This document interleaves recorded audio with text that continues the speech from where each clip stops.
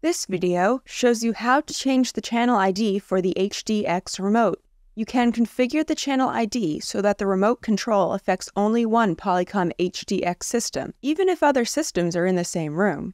If the remote control is set to channel 3, it can control a Polycom HDX system set to any channel ID.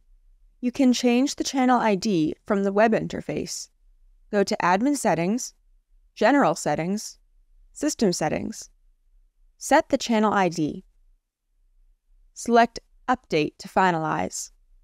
While blocking the IR signal from the remote control using your hand or some other object, press and hold the Option button for 5 seconds. Press down once to set ID. Press the right arrow to change the setting.